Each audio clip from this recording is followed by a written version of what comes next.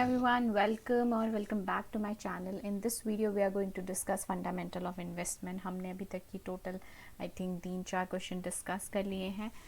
कुछ एग्जांपल्स थे, कुछ आपके 10 इयर्स के थे. ये आपका BCom honours 3rd year fundamental of investment का 10 इयर्स है SOL दिल्ली यूनिवर्सिटी का. ठीक है, जिसमें से हमने question number 11 and question number 12 हम जो है वो अभी तक डिस्कस कर चुके हैं ऑन द बेसिस ऑफ जो हमने डिस्कशन करी थी.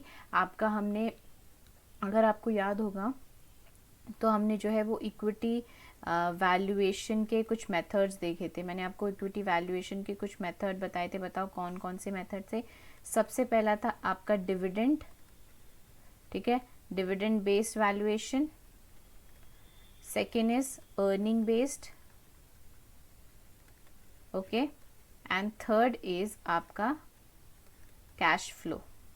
आई डोंट नो कैश फ्लो आपके में है या नहीं है, डिविडेंड तो है ही. तो फिलहाल what we are doing currently, we are doing dividend based valuation, जिसके अंदर हमने अलग अलग फॉर्मूलाज पढ़े थे. राइट, उसमें से हम उसके बेसिस पे question number 11 and question number 13 इसका कर चुके हैं. Is that clear? चलो अब हम क्या करेंगे, देखते हैं आज की वीडियो में कम से कम हम 1 से 2 क्वेश्चन डिस्कस करने का पूरा ट्राई करते हैं. ठीक है, चलो लेट्स सी क्वेश्चन नंबर 11 क्या है, क्वेश्चन नंबर 12 इफ यू सी क्या है. ओके, तो चलो स्टार्ट करते हैं. क्वेश्चन नंबर 12 देखते हैं क्या है. Question number 12 if you see, a firm had paid dividend at ₹2 per share last year. 2 per share last year dividend दिया है, मतलब लास्ट ईयर का डिविडेंड को हम किसे डिनोट करते हैं, D0. So D0 equals to ₹2. साथ के साथ हम नोट भी करते जाएंगे.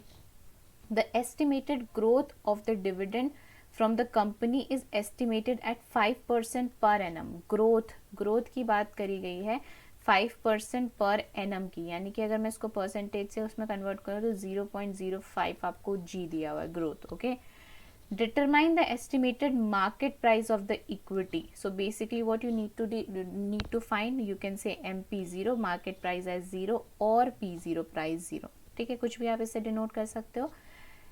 If the estimated growth rate of dividends raise to 8% and falls to 3%. Also find out the present market value of the share given that the required rate of return of equity investor is this 15 point this thing. Okay, अब सी आपका जो है यहाँ पे आपको समझने वाली बात यह है कि आपको ये फाइंड आउट करना है. आपको D0 दिया है, ग्रोथ दिया है, एंड यहाँ पे देखो क्या लिखा है, rate of return of the equity, मतलब कॉस्ट ऑफ इक्विटी बोलो, रिक्वायर्ड रेट ऑफ रिटर्न बोलो, तो मैं इसको KE cost of equity equal to 15.5% दिया हुआ है, विच इज इक्वल्स टू, अगर आप इसको परसेंटेज के उससे कन्वर्ट करते हो, लेट्स सी मैं आपको कैलकुलेटर में दिखा देती हूँ. This is, we have our calculator. इसको कहाँ पे करूँ, यस, तो दिस इज 15.5. ओके, परसेंट है, परसेंट आपका डिवाइडेड बाय इसको 100 कर देते हैं. So this is equal to 0.155. 0.155 percent हटा के नीचे 100 आ गया ना, तो इसको हम ऐसे लिख सकते हैं. चलो अब सबसे पहले तो मुझे आप एक बात बताओ, ये आपको सोल्यूशन आप बाद में ये जो भी है ये देखना. ठीक है, पहले हम अपने तरीके से करते हैं. ओके, सो यस, हमारे पास ये इन्फॉर्मेशन है, इसके बेसिस पे करते हैं. अब देखो, सबसे पहले तो आप ये निकालो कि जो आपको इन्फॉर्मेशन दी हुई है उसके बेसिस पे प्राइस क्या आ रहा है. फिर जो ये डिफरेंट केसेस हैं हम वो करेंगे. तो सबसे पहले आप मुझे बताओ P0 का आप यहाँ पे कौन सा फॉर्मूला लगाओगे. देखो, आपको ग्रोथ, कांस्टेंट ग्रोथ रेट दी हुई है, तो जब when constant growth rate is given, ठीक है, तो हम कौन सा फॉर्मूला यूज करते हैं, D0 1 plus growth cost of equity minus growth. D0 कितना है आपका 2, 1 plus growth is 0.05 divided by cost of equity is 0.55 minus 0.05 equals to. अब आपके सामने मैं कैलकुलेशन करके दिखाती हूँ. देखो यहाँ पे आपका सबसे पहले है 1 प्लस 0.05 कितना आया, 1.05 इंटू इसको 2 करो कितना आया 2.1. तो मैं यहाँ पे 2.1 लिख देती हूँ. ठीक है, डिवाइडेड बाय अब यहाँ पे देखो नेक्स्ट कितना आ रहा है, okay next is 0.155 minus 0.05, minus कर दो कितना आ गया 0.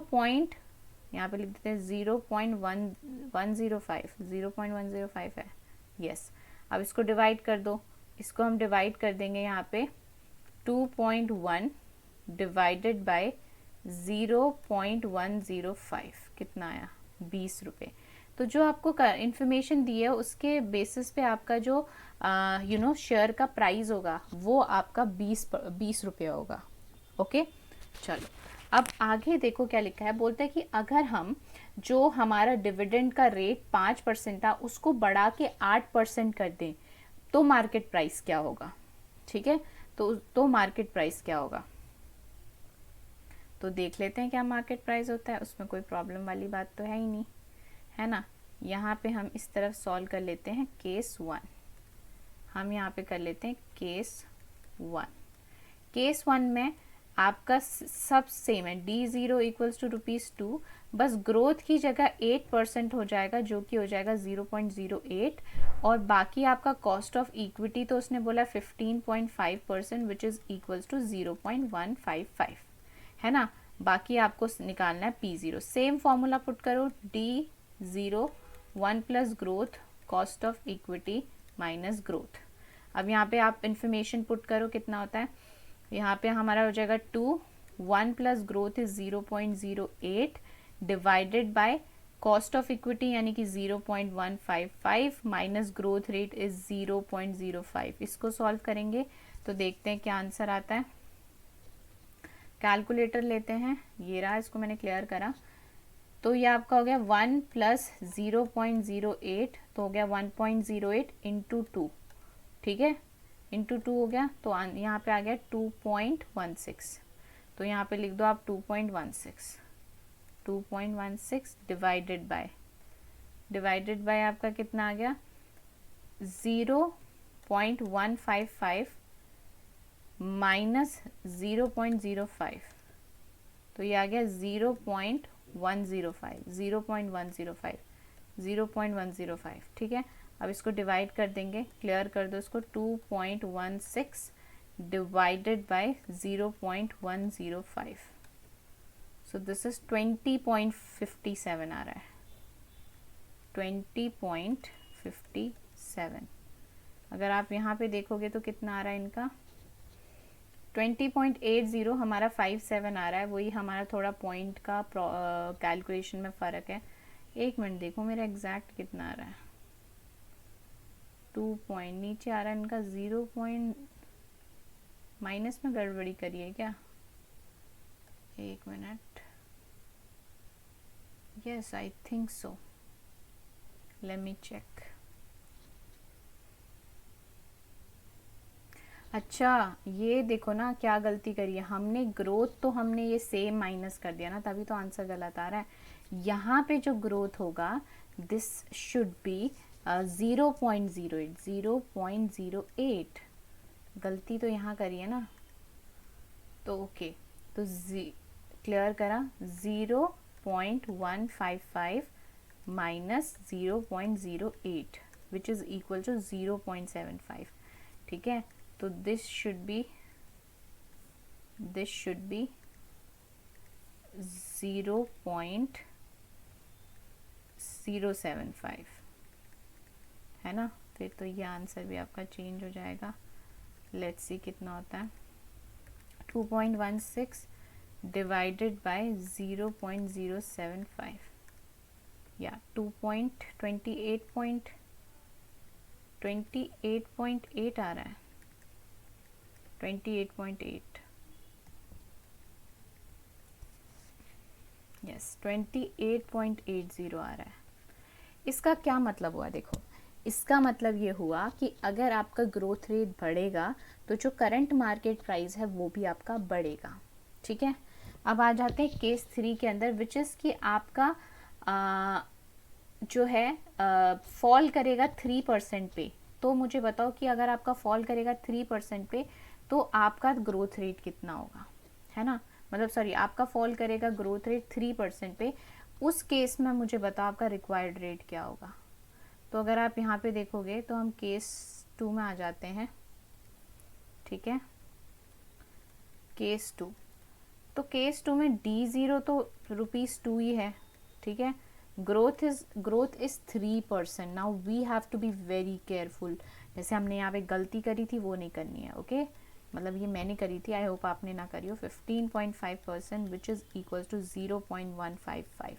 अब मुझे बताओ P0 equals to D0, 1 plus growth, cost of equity minus growth. D0 is 2, 1 plus growth 0.03। मैंने यहाँ पे तो ये सही ऐड करा था, लेस गलत कर दिया।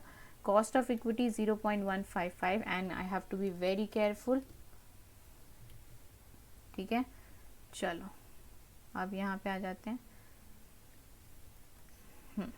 अब कैलकुलेटर यूज करती हूँ मैं, okay. 1 plus 0.03 equals to 1.03 into 2, तो ये हो गया आपका 2.06 डिवाइडेड बाय 0.15, देखो गलती, 0.155 माइनस 0.03, 0.125 है ना।